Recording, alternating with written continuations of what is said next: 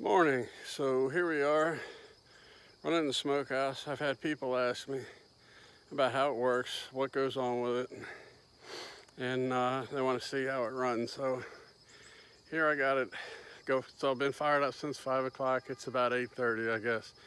And it takes a while. The brick is just starting to get good and hot now. And you can see it's smoking really good.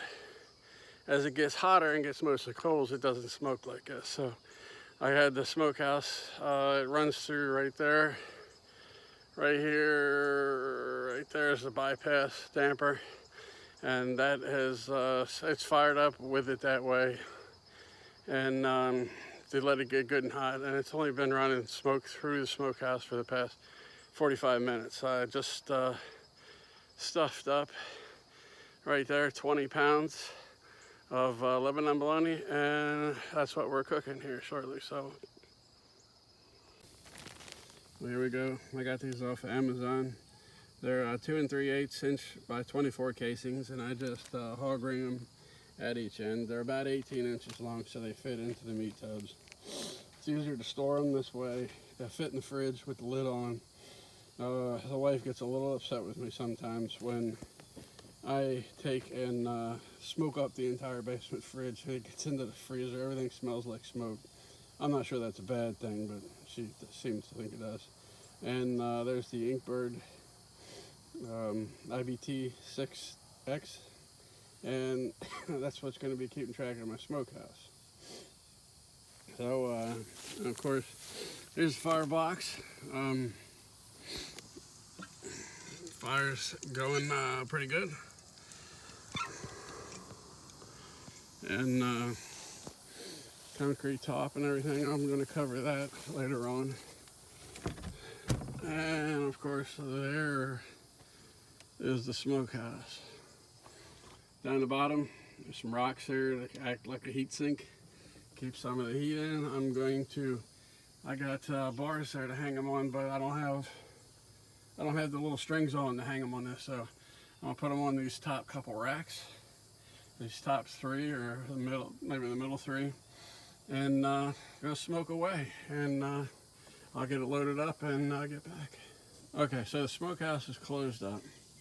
I got my salamis all across on these two racks, somewhere in about the high middle of it. 5 on the top, 5 on the bottom, and probe 1 is right there, shining down there. Probe 2 is in the middle of the middle one, and then probe 3 is in the middle of that one. And we're going to close it up. Lock that up, and then here's what our Inkbird's reading right now: 65, 45, 45. So we're going to let it run for a while and see how she turns out. Here we are a half hour later, and then it's kicking along pretty good. It heat jumped up pretty good. I'm gonna go in here and look at it. I took a picture, but I can't really show you the BBQ app on here. 70 on the top, 64 on the bottom, 142 inside. So we're actually smoking pretty good. I don't want it to get too high yet, but it won't hurt anything. It'll cook faster, but I like a little bit of smoke all over it, pretty heavy.